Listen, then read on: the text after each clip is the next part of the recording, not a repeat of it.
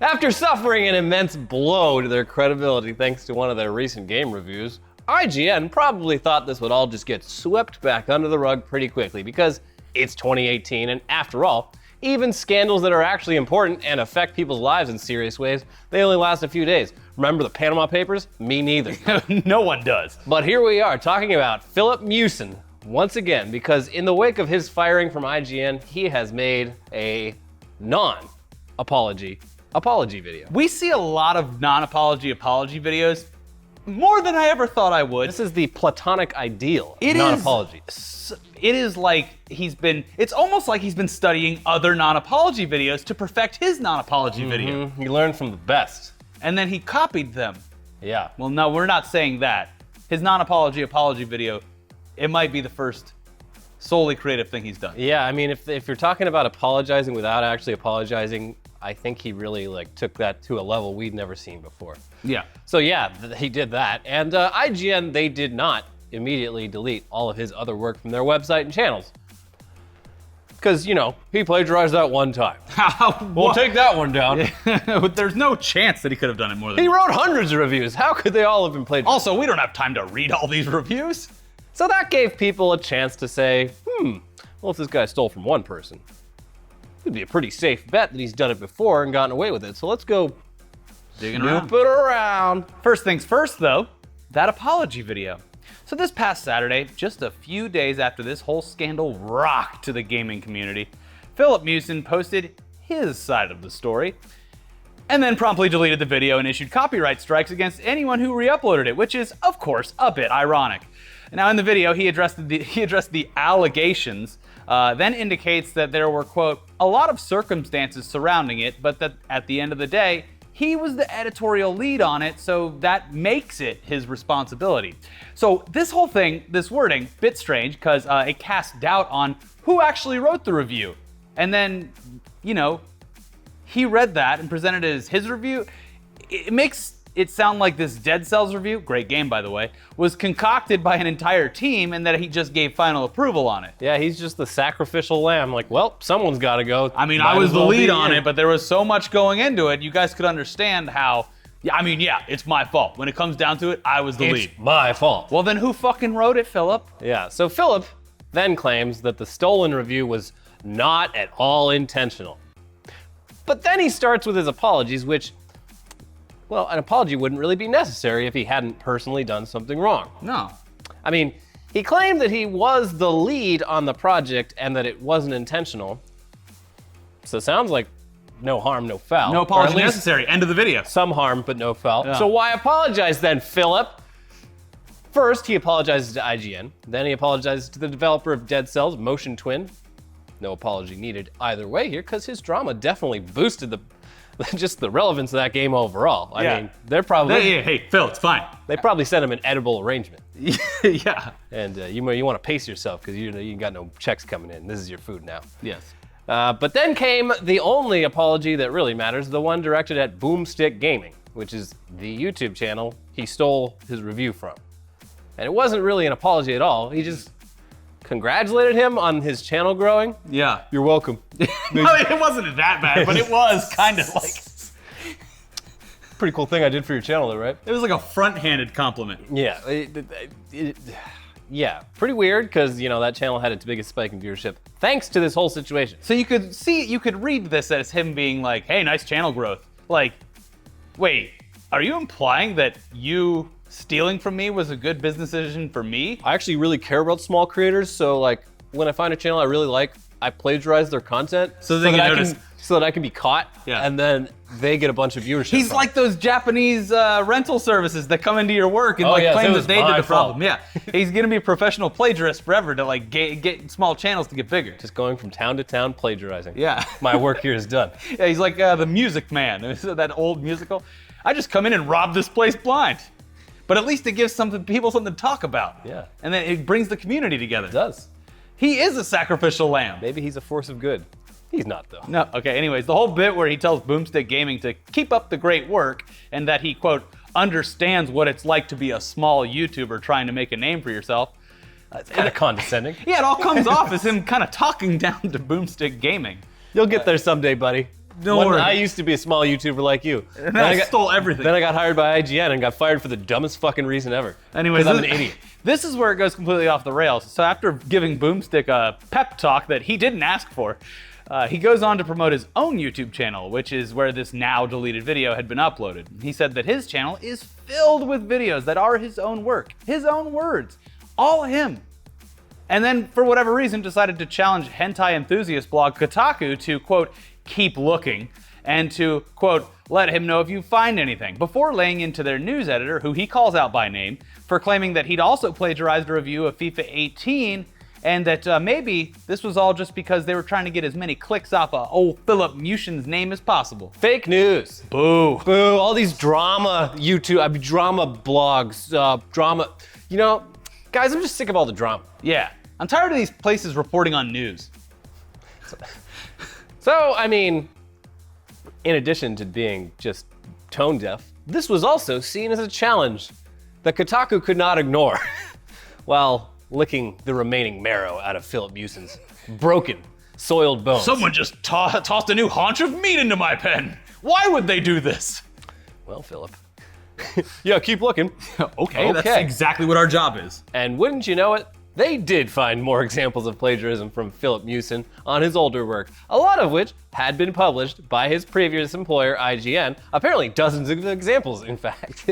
According to their most recent report on this subject, Kotaku and the journalist whom Miuicin called out by name, Jason Schreier, they said this: the lengthy list of allegations against Miuicin now includes a Bayonetta 2 review that drew from Polygon, a video that took word for word from a NeoGAF post, and a number of posts in which Miuicin reads excerpts from Wikipedia about topics like Super Mario Odyssey and Shantae Half Genie Hero as if he had written them.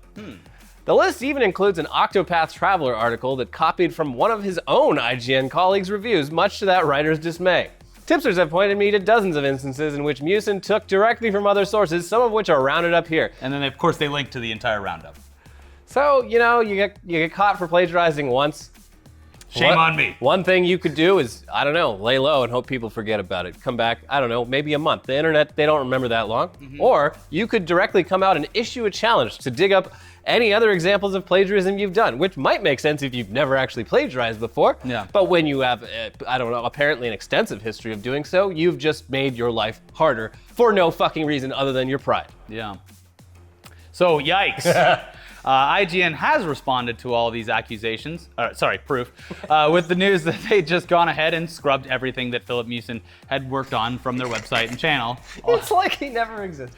Oh yeah, like what they did with our channel. No, I'm sad. All those quoting Wikipedia articles where we had to look up information about the Flash or So, whatever. see, you guys, the thing about the ETC show is that everything was stolen. Everything was stolen from NeoGAF threads. Yeah. All of our scripts, we never wrote them. We just literally lifted NeoGAF threads and just read them verbatim. Yeah. It makes a few words around here. Man, remember that creepy text show? All they did was read other text messages that creepy dudes had sent. Busted. Anyways, IGN's executive editor of reviews, he said in a tweet, FYI, we've seen enough now, both from the thread and our own searches, that we're taking down pretty much everything he did. It's a process, but you'll start seeing stuff come down tonight. So what happens now, I guess? Well, this is what's most likely going to happen.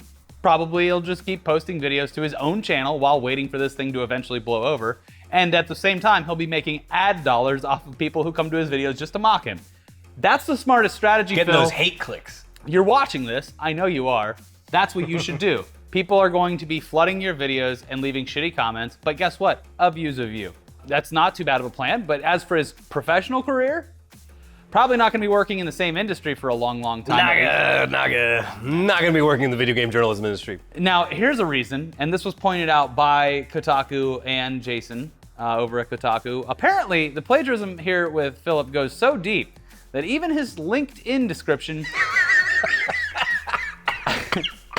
is copied from a template describing the jobs that he does with no changes. Holy fuck. Yeah.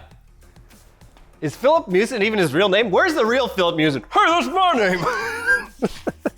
No, I'm sure he's real. I just think that he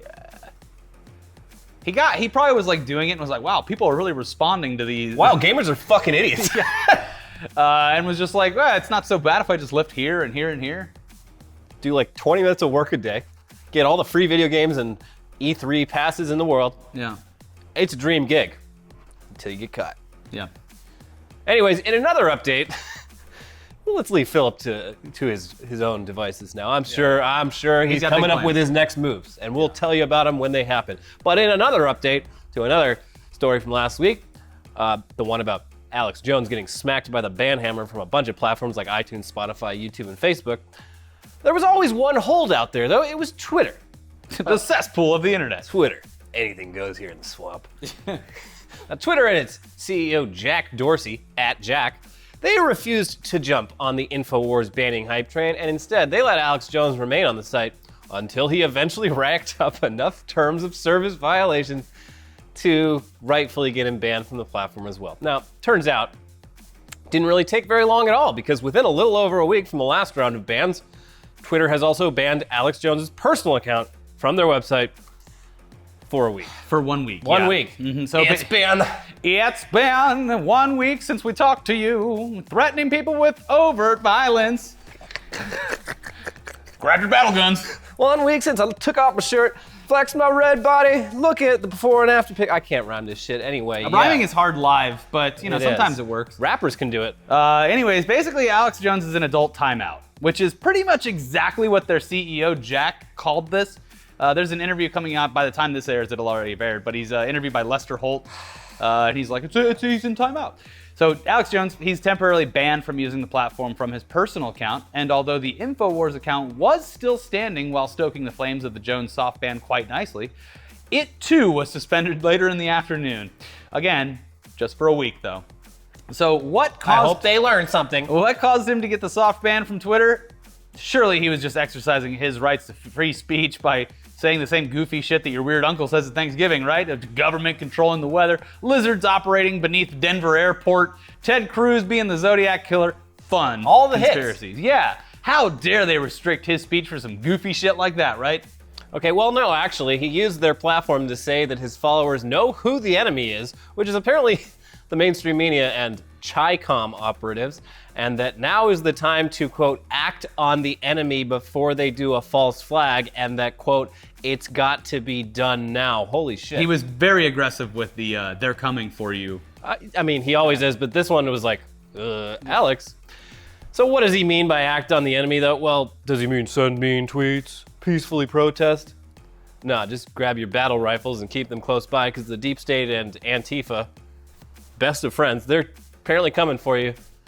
Right now. Right now. It's happening right now. Fucking now. Yeah. They got a big magnet and they're gonna take all your guns out of your house. Yeah, they're gonna suck those tinfoil hats right off your heads. Your giant prize belt buckle's gonna suck you up in that magnet. Whoa! They're gonna fucking stick a bunch of frogs up your butt and then you're gay. Yep. Anyways. But really, it is a strange rant. Kind of, alarming from a strange and alarming man. Yeah, I like the idea that changing the assault rifles to battle rifles. Like makes it sound cooler to me. Makes it sound more like a fun game. But they're battle rifles, so they're not very accurate. Yeah. No one's gonna get hurt. Yeah, I like battle. Nowadays, I think of like a musket with like a bunch of like buckshot in it, and it's just wildly inaccurate. And even if you get hit, it's like it can't even break the skin. Yeah. It's like an airsoft buckshot gun. Hey, you guys want to battle? Yeah. We should go down to the airsoft place. When I hear assault, I just picture, abuse against women these days. Yeah. So battle is a better word. Yeah. Let's start using that. It's like Battle Royale. Yeah. A video game. Yeah. So guys, turns out that violating Twitter's content policy, which clearly states that using your account to promote violence, that's a bannable offense. Whoops.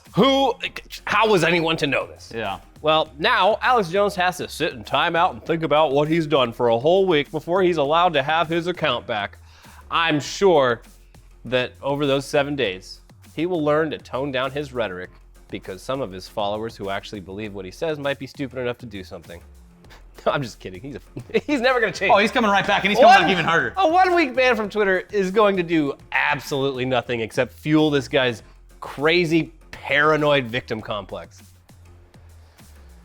Anyways, play it with fire, Jack. If you want to have a little bit more fun, watch yesterday's episode of this morning's episode of Tech Newsday, where Elon Musk might have been high.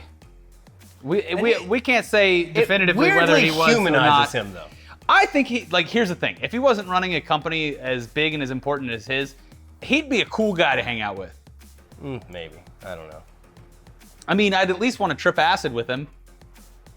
Yeah, I mean, that would be cool. He just seems like he'd be a very judgy friend. Oh, you're really gonna do that? I don't know. With all the Really? stuff he 2 does- cheeseburgers in one day, Elliot? Yeah. Yeah, Elon, fuck off. Anyways, watch that. You can click it over here. And then we also did a thing about Ninja versus clickbait and the fact that he can't play with female streamers because everyone around him is going to think he's cheating on his wife. Yep. So watch that, and we'll see you guys next time.